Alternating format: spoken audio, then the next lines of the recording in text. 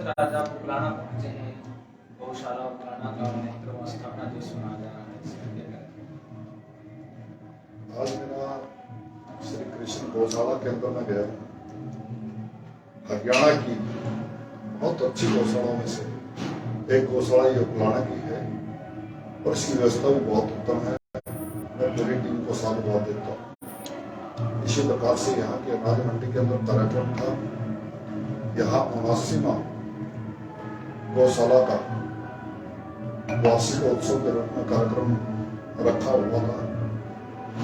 भव्य कार्यक्रम और गौ भक्तों की इसमें लगी है और अच्छा कार्य कर रहे हैं। सर गौ सेवा चेयरमैन होने के नाते कितना इम्प्रूवमेंट अब आप देख रहे हैं गौशाला में, क्योंकि अधिकतर जो गौशालाएं हैं वो दान पर ही निर्भर करती है, तो सरकार की तरफ से, आयोग की तरफ से कितना कुछ किया जाए? समाज का कार्य समाज ही कर रहा है। सरकार उसमें एक सहयोग दे रही है और प्रेरित कर रही है कि आधुनिक विज्ञान के रूप में अपने शास्त्रों ने जो बताया उस तरह से गौ माता की सेवा कैसे करें, गौ उत्पाद कैसे बनाए, गौ माता को पुनः धरती माता के लिए उपयोगी कैसे खड़े करें, जो हम भूल गए हैं, उसके लिए सरकार पूरा सहयोग कर रही है। और माननीय मुख्यमंत्री मनोहर लाल जी 2014 में मुख्यमंत्री बने। हरियाणा में 215 गौशालाएं थी, 1,75,000 गौवंश था। आज हरियाणा के अंदर 635 गौशालाएं रजिस्टर्ड हैं और 4,60,000 गौवंश उसमें निवास कर रहे हैं। तो निश्चित रूप से सरकार सहयोग कर रही है। तो पिछले इन वर्षों में 8-9 वर्ष की अवधि में लगभग 3 गुना गौशालाएं और 3 गुना गौवंश गौशाला में आ गया है। और फिर भी कुछ मात्रा में सड़कों पे है और हमारा प्रयास है कि जल्दी ही इस गौवंश को भी संरक्षण दिया जाए और आगे संवर्धन किया जाए। सर गोवंश की बात की जाए, जो पहले बजट था वो लगभग प्रति गाय 1.5 रुपए के करीब बताया जा रहा था। अब आप कह रहे हैं कि उसमें बढ़ोतरी हुई है 11 गुना। फिर भी मान लिया जाए कि 11-12 रुपए प्रति गाय के हिसाब से अब बजट दिया जा रहा होगा, तो एक गाय का मात्र 11-12 हजार रुपए प्रति दिन में कैसे गुजर बसर होगा? इसके अंदर 1.5 रुपए वाली जो बात करते हैं अपना लोग करते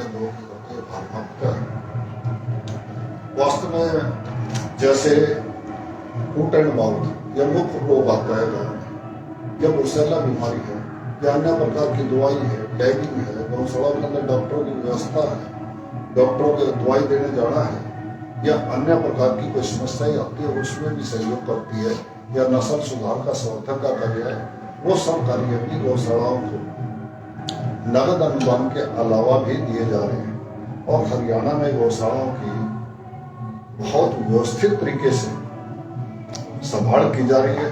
ये मैं मानता हूँ कि जैसे हम भोजन करते हैं, भोजन के अंदर हम सब्जी भी खाते हैं, फल भी खाते हैं, रोटी भी खाते हैं।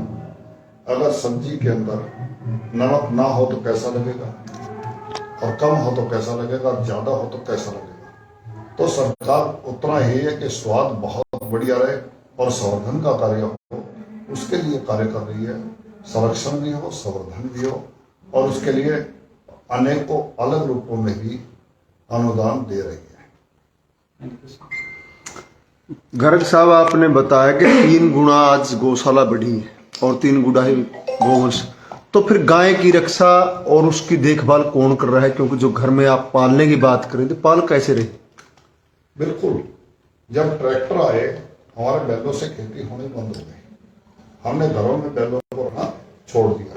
पहले बछड़ा तो घर में थोड़े जाते थे, जैसे बेटा होने पे या परिवार में नया सदस्य आने पे करते थे, क्योंकि बैल बड़ा हो गया, बछड़ा खेत में मेरे काम करेगा और भाई की तरह साथ देगा। परंतु ट्रैक्टर आने पे वो बंद हो गया। इसी प्रकार से विदेशी हम पशु ले आए और देसी गौवंश का जो कार्य हमारा पीढ़ियों से चलता था वो रुक गया। तो गौ माता को हमने, विदेशी ने तो यहाँ की जलवायु अनुकूल नहीं थी, यहाँ का भूगोल उसके लिए नहीं था, और इसी प्रकार की व्यवस्था ही नहीं थी, वो किया गया। और उसका परिणाम यह हुआ कि गौ माता मतलब यह है कि विदेशी पशु के साथ साथ देसी गौ माता भी सड़क पर आ गई। और लोगों को आर्थिक रूप से लाभ नहीं दिखाई दिया, संवर्धन का कार्य नहीं हुआ। हम उसी पे प्रयास कर रहे हैं। हिंदवाड़ गांव है हिसार में, आपके जिले में है, उसमें 400 घर है, 600 गौवंश सड़कों से लेके उन्होंने अपने घरों में पड़ा है। आप जाके देखिए। आपने बात की अभी गौ पालन की, तो आप भी गौ सेवा से जुड़े रहे हैं क्या? आप भी अपने घर में देसी गाय पालते हैं? बिल्कुल, मेरे घर में देसी गाय का दूध आता है। मेरे घर में इतनी व्यवस्था जगह की वो नहीं है कि मैं घर में रखूं, परंतु गौशालाओं में जितना एक गौपालक घर में समय लगाता है गौ सेवा का, उससे ज्यादा गौ सेवा में मैं समय लगाता हूँ और निश्चित रूप से कई गुना लगाता हूँ। और हरियाणा के अंदर 635 गौशालाओं की बात करते हैं तो ज्यादातर गौशालाओं में मेरा जाना हुआ अवस्था में रहा है। और मैं गौशाला में मेंबर भी रहा हूँ, कार्यकर्ता के रूप में भी रहा हूँ, सेक्रेटरी भी रहा हूँ, गौशाला का प्रधान भी रहा हूँ। उसके बाद गौ सेवा आयोग का मेंबर बनाया गया। लगभग 33 वर्षों से गौ सेवा में हूँ और माननीय मुख्यमंत्री मनोहर लाल जी ने हर गौ सेवा आयोग का मुझे चेयरमैन बनाया। और चेयरमैन के नाते भी मेरे लिए दायित्व है, ये जिम्मेवारी है, मैं उसमें कर रहा हूँ। और मुख्यमंत्री जी ने 40 करोड़ का जो बजट था वो 400 करोड़ की घोषणा की और 456 करोड़ रुपया हमारे गौ सेवा आयोग के उसमें आया है। उसकी हम व्यवस्था कर रहे हैं कि गौशालाओं में निश्चित रूप से एक अनुदान के रूप में जाए। परंतु मैं निवेदन फिर कर रहा हूँ कि सरकारी अनुदानों से या सरकारी सिस्टम से सभी व्यवस्थाएं नहीं हुआ करती। समाज के सहयोग बिना सभी अधूरा है। समाज भी उसमें उसी तरह से जैसे अब कर रहा है काम करे। सरकार गौ वक्त आई है तो अब देना शुरू होगा। 5 लाख का बजट था 2014 में और 1947 में देश आजाद हुआ था। आप अब देखिए कि पहले की सरकार कितनी गौ भगत थी, आज की सरकार कितनी गौ सेवा में लगी हुई है। और इसके लिए निश्चित रूप से एक भी गौ माता जब तक सड़क पर रहेगी हम अपने अभियान को न रुकने देंगे, न हारेंगे, न हारने देंगे, न थकेंगे, न थकने देंगे। दिन रात गौ भक्तों के साथ मिलकर सरकार का सामंजस्य बिठाकर हम उसकी व्यवस्था में दिन रात एक करेंगे और इस अभियान को पूरा करके गौ संरक्षण का ये कार्य करके गौ संवर्धन पे लगेंगे। क्योंकि धरती माता को जो अन्न वो चाहिए भोजन, तो गौ माता तो गोबर ही है, गौमूत्र ही है।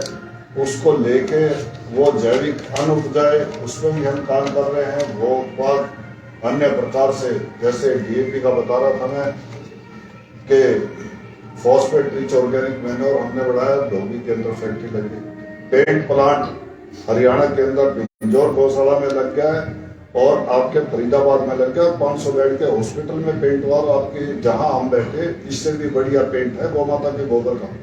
इसी प्रकार से बैलों से बिजली का है, बैलों से गोबर से गमले का है, धूप का है, अगरबत्ती का है, गौ माता के दूध से उत्पाद का है। इन सब चीजों के संवर्धन के कार्य में भी हम लगे हुए हैं और नस्ल सुधार पे एम्ब्रियो टेक्नोलॉजी पे भी लगे हैं। हिसार के अंदर लुआस यूनिवर्सिटी के अंदर 10 बच्चे एम्ब्रियो टेक्नोलॉजी से आए हैं। उसमें 2 किलो वाली गाय से 10 से 12, 15 किलो 18 लीटर की बछड़ी पैदा होती है और उस बछड़ी से जब वो 3-4 साल बाद बड़ी हो जाएगी तो मेरे ख्याल से गौ माता सड़कों पे नहीं रहेगी, घरों में बांधेगी। इसीलिए घरों से निकाला है कि वो 2 लीटर, 3 लीटर, 1.5 लीटर दूध देती है, खाती ज्यादा है। मनुष्य आर्थिक हो गया है। सर, आपने गोवंश की बात की कि सड़कों पर जब तक रहेगा तब तक उसके लिए कार्य किया जाएगा। पहली सरकार बीजेपी की आई गोवंश का नाम लेकर के हुए, उसके बाद दूसरी टर्म भी लगभग समाप्त होने को है। 9 साल के करीब का समय हो गया और कितना क्राइटेरिया इतना चाहिए कि गोवंश को गौशाला में रखा जा सके? कितना समय और निर्धारित? मैं मानता हूँ कि लगभग 1 साल के बाद ये समय जरूर आएगा कि गौ माता सड़क पे नहीं होनी चाहिए। तो क्या जो मुझे लगता है फिर 2024 का चुनाव भी इसी मुद्दे को लड़ा जा सकता है? क्योंकि 2014 का लड़ा गया। ऐसा है, हमारे लिए सेवा विषय, आपके लिए चुनाव का मुद्दे विषय। नहीं सर, 1 साल का समय कहा आपने, तो हो सकता है कि 2024 का भी यही मान लिया जाए, क्योंकि 2014 में एक बड़ा मुद्दा ये रहा। नहीं, बिल्कुल मुद्दा रहा और मुद्दे के अनुसार हमने काम भी किया और काम का परिणाम भी है। पहले चर्चा नहीं होती थी, गौ तस्करी होती थी और गाय कट जाती थी और लोगों को पता भी नहीं लगता था। हम गौ तस्करों को भी रोक रहे हैं, गौ माता की सेवा भी कर रहे हैं, नई गौशाला भी खोल रहे हैं। अभी पंचकुला में आप जाके देखिए, क्या गौ तस्करी अब बंद हो चुकी है जी? गौ तस्करी पे बहुत बड़ी लगाम लगी है और निश्चित रूप से प्रशासन भी उस पर सक्रिय है, गौ भगत भी सक्रिय हैं और निश्चित रूप से गौ सेवा योग में इसमें महत्वपूर्ण हाल में इस- हिसार में गौ तस्करी हुई थी, तो उसके बारे में आप क्या कहेंगे? कोई कार्रवाई हुई है सर? कौन सी बात कर रहे हैं अभी आप? पीछे 2 महीने पहले की बात है सर, हिसार में। बिल्कुल कार्रवाई हुई, FIR दर्ज हुई है और प्रशासन अपना काम कर रहा है और मेरे पास पुलिस विभाग की हर महीने रिपोर्ट होती है, कितनी गायें पकड़ी गई, कितने तस्कर पकड़े गए, कितने तस्करों पे मुकदमा बना है, कितनी गाड़ियां पकड़ी गई हैं और कितना गौमांस पकड़ा गया है। जब एक भी गौ तस्कर को बख्शा नहीं जाएगा और निश्चित रूप से जब ये एक, मैं मानता हूं कि जब एक धर्म की मान्यता है कि गौ माता है तो माता का अपमान नहीं होने दिया जाएगा और गौ तस्करी करने वाले या गौ माता का अपमान करने वाले बख्शे नहीं जाएंगे। प्रशासन कानून अपना काम करेगा और उसके लिए हमारी सरकार सक्रिय है। सर, अनुदान की घोषणा तो की जाती है लेकिन समय पे नहीं पहुंचता, तो गौशालाओं में गौ को संभालने के लिए बड़ी समस्या होती थी, इसका क्या कहना? हरियाणा के अंदर आप किसी भी गौशाला में जाके पूछिए पिछले साल आपके खाते में अनुदान आया कि नहीं आया, जो रजिस्टर्ड है, और फिर आप मेरे से बात करिए। एक भी गौशाला आपको ऐसी नहीं मिलेगी जिसके खाते में अनुदान आया हो, वो अनुदान ना आया हो और जो रजिस्टर्ड हो। इस गौशाला में भी लगभग पिछले वर्ष में 20 लाख रुपए का अनुदान आया है और 3 किस्तों में आया है। जनवरी में आया है, मार्च में आया है, अप्रैल में आया है और उसको आप इनसे निकलवाइए और देखिए कितने कितने गाय। और अब जो 6,42,000 की घोषणा की है वो 2-3 दिन के अंदर इनके खाते में पहुंच जाएगा। मैं उसको रिकमेंड करके यहाँ जब बैठा हूँ वहां कर और इसी प्रकार हरियाणा की बाकी गौशाला में होगा। ये नहीं है कि पहले 5 लाख रुपए का चेक आया करता या 2 लाख आया करता और 200 चक्कर हुआ करते और बाद में लेने के लिए हुआ करते, पहले घोषणा के लिए। पिछली सरकारों में वो था, इस सरकार ने नियमानुसार काम किया है, व्यवस्थित कर रही है और सभी कामों में अच्छे काम कर रही है। आज हम हाईवे की बात करें या अन्य व्यवस्थाओं की बात करें, बहुत सुधार आया, समाज भी इस बात में मानता है। हमारा अंत्योदय का कार्यक्रम है, हम समाज के अंतिम व्यक्ति को सबसे पहले सहयोग करेंगे, उसके बाद जो जो आगे बढ़ते जाएंगे हर व्यक्ति का सहयोग करेंगे। सबका साथ, सबका विकास और सबका विश्वास, प्रधानमंत्री जी नारा उसको साकार कर। जो जर्सी नस्ल की गायें होती हैं उनको गौशाला भी नहीं लेती और जो मुख्य मुद्दा ये रहता है उसके लिए क्या प्रयास है? हाँ, हमने एक गोवन योजना शुरू की, पंचकुला के अंदर हमने उसकी शुरुआत कर दी है। हमने लंबी स्किन बीमारी आई, राजस्थान में लाखों की संख्या में गौमूत्र मरा, पंजाब के अंदर भी बहुत बुरी स्थिति हुई, अन्य प्रदेशों में भी हुई। परंतु हरियाणा के अंदर मुख्यमंत्री जी ने हाई लेवल मीटिंग बुलाई, 3 दिन के अंदर 19 लाख गौवंश से 20 लाख टीके मंगवाए गए और 7 दिन के अंदर ही हरियाणा में जिन गौवंश में बीमारी नहीं आई थी उनमें लगाया गया, जो घरों में थी उनमें भी लगाया गया। बहुत ज्यादा बीमारी के अंदर बचाव हुआ, जो अन्य प्रदेशों में त्राहिमाम था, हरियाणा में नहीं हुआ और गौ सेवा योग ने उसमें बहुत महत्वपूर्ण भूमिका मुख्यमंत्री जी के आदेशानुसार निभाई। और अब हमारी योजना यह है कि गौवन की जो योजना जो आप पूछ रहे हैं, कि हमारी योजना है कि जितना विदेशी गौवंश है, नंदी है, उनको अच्छी तरह से रख रखाव के साथ, जैसे प्राकृतिक रूप से लायन सेंचुरी के अंदर शेर रहते हैं या अन्य बर्ड सेंचुरी में जीव रहते हैं, उसी प्रकार से गौ माता के लिए गोवन तैयार किया जाए। हर जिले में एक की योजना हमारी है और उसमें सारे उन गौवंश को रखा जाए जो, या उनको रखा जाए जिसको आप बता रहे हैं कि विदेशी जर्सी की बात कर रहे हैं, और उनकी व्यवस्था हो कि उनका जीवन यापन ठीक से हो और वातावरण में हो और गौशालाओं में संवर्धन और संरक्षण का कार्य। अभी पशु मेला लगा था हिसार में, वहाँ पर कृषि मंत्री जी भी आए थे। वहाँ पर आपके क्षेत्र जिला हिसार की बात करूँ तो एक गौशाला ऐसी थी जिसकी गौ ने प्रथम स्थान हासिल किया। तो ऐसी गौशालाओं को विशेष रूप से अनुदान देने की, क्योंकि उनकी एक मेहनत अलग से दिखाई देती है। पावड़ा गाँव का ये जिक्र करता हूं। बिल्कुल।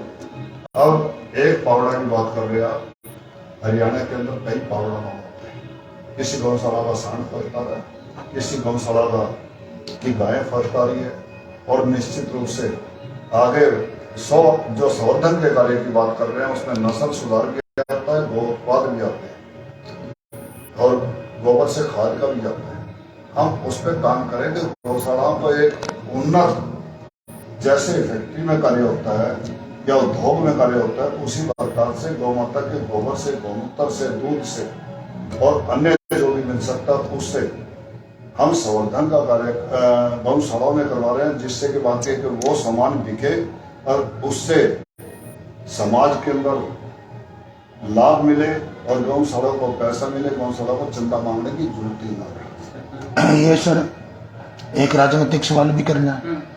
उनसे विधानसभा क्षेत्र से आपका मूड है या हाईकमान का मूड है 2024 में आपके कंधों पर, मतलब विधानसभा की उस की टिकट के रूप में जीतने? मैंने आज तक ना टिकट मांगी है, ना टिकट अब के मांगता, 2024 के अंदर भी नहीं मांगता, ना चुनाव लड़ता, जब तक एक भी गौ माता सड़क पर है। केवल और कोई काम नहीं, गौ माता की सेवा। नहीं, मांगने का तो मैं ही नहीं पूछा, मैं कह रहा हूँ अगर हाईकमान आपके कंधों पर जिम्मेदारी डाल दे, वो हाईकमान को सोचने का काम है, मेरा काम गौ माता की सेवा है। ठीक। देखो एक आयोग 11 गुना में यहाँ भी 2.25 करोड़ रुपए बैठ जाएगा जी। जो भी बैठेगा आएगा और निश्चित रूप से आएगा। वाह।